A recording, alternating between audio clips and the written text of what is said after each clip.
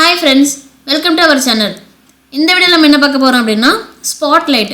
Spotlight எப்படி இருக்கும்? அதுல என்னென்ன மாதிரி செட்டிங்ஸ் இருக்கு? அத ஒரு growth பண்ணிடலாம். சோ இந்த அந்த ஸ்பாட்லைட்.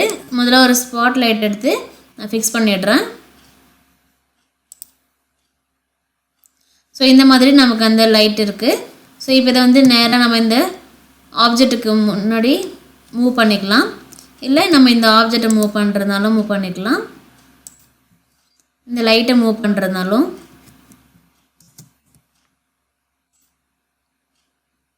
மூவ் பண்ணிக்கலாம். ஓகே. சோ இப்படி இந்த மாதிரி ஒரு ஸ்பாட்லைட் அப்படினா என்ன அப்படினா அந்த ஒரு குறிப்பிட்ட ஸ்பாட்ல மட்டும் அந்த லைட்டை வந்து எஃபெக்ட் வந்து இருக்குது. அதுதான் அந்த ஸ்பாட்லைட். ஓகே. சோ இப்போ இதல வந்து நம்ம அசெண்டட் ஓபன் பண்ணிக்கோங்க. செட்டிங்ஸ்க்குள்ள போய்ட்டு இந்த ஆப்ஷன்ஸ் எல்லாமே எப்படி செட் பண்ணோமோ அதை செட் பண்ணிடுங்க. இப்போ லைட்ஸ்க்குள்ள போனீங்க அப்படினா இந்த இடத்துல வந்து சன்லைட் ஆஃப் பண்ணிட்டு இந்த ஸ்பாட்லைட்டை கிளிக் பண்ணுங்க. ஸோ இதில் நீங்கள் ரைட் கிளிக் பண்ணீங்க அப்படின்னா இந்த ஸ்பாட்லைட்டு எப்படி இருக்கும் அதோட ஆப்ஷன்ஸ் எல்லாமே இங்கே வந்து கேட்கும். ஓகே. ஸோ அதில் பார்த்தீங்க அப்படின்னா இப்போ ஃபஸ்ட்டு நம்ம என்ன பண்ணலாம், ஒரு இன்டராக்ட் ரெண்டரிங் கொடுத்துடலாம். அப்போ தான் நம்ம இங்கே சேஞ்சஸ் பண்ண அது டிஸ்பிளே ஆகும்.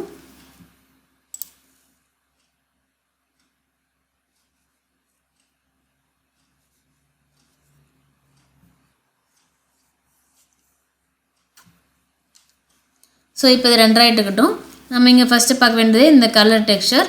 ஸோ கலர் சேஞ்ச் பண்ணோம் அப்படின்னா இந்த இடத்துல கொடுத்தா நமக்கு வந்து அந்த கலர் சேஞ்ச் பண்ணிக்கலாம். ஓகே. எந்த கலர் வேணாலும் நம்ம கொடுத்துக்கலாம்.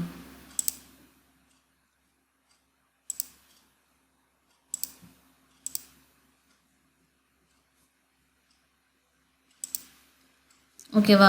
ஸோ அதுக்கப்புறம் இன்டென்சிட்டி எவ்வளோ வேணாலும் நம்ம அதிகப்படுத்திக்கலாம், குறைவாக்கிக்கலாம். நம்மளோட சாய்ஸஸ் தான்.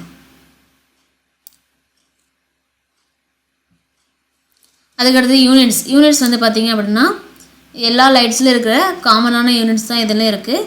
ஸோ டிஃபால்ட்னா இங்கே நம்ம டெமோவில் பார்த்தீங்கன்னா உங்களுக்கு தெரியும். ஸோ அதுக்கடுத்து லூமினன்ஸ் பவர் அப்படின்னா அதோட லைட் எஃபெக்டே வந்து சேஞ்ச் ஆகும்.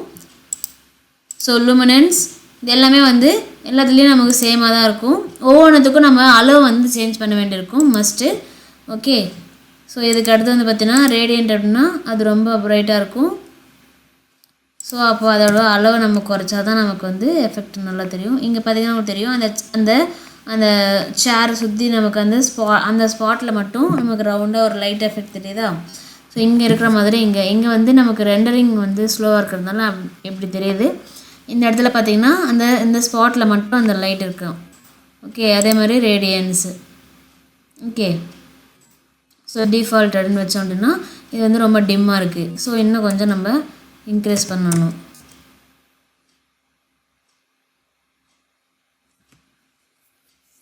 ஸோ அதுக்கடுத்து வந்து பார்த்தீங்க அப்படின்னா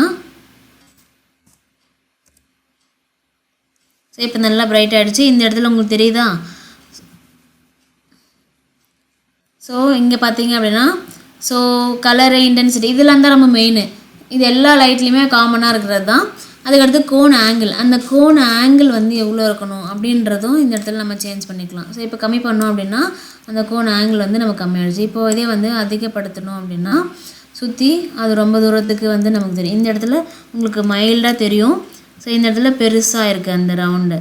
ஓகே. அந்த கோனோட ஆங்கிள் வந்து இப்போ நான் வந்து இதை வந்து இன்னும் கம்மி பண்ணிட்டேன் அப்படின்னா வெறும் அந்த பர்டிகுலர் ஆப்ஜெக்ட் மேலே மட்டும் படுற மாதிரி தெரியும். ஸோ இது வந்து இந்த கோன் ஆங்கிளை வந்து நீங்கள் சேஞ்ச் பண்ணுறது மூலிமா உங்களுக்கு எந்த அளவுக்கு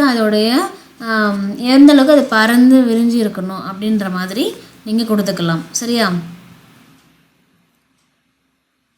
இங்கே பார்த்தீங்கன்னா இவ்வளோ சின்னதாகிடுச்சு. ஸோ அதுக்கு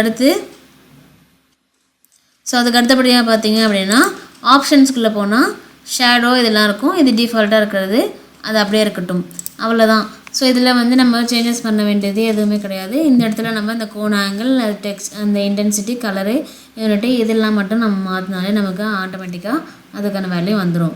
ட்ரை பண்ணி பாருங்கள். தேங்க்ஸ் ஃபார் வாட்சிங்.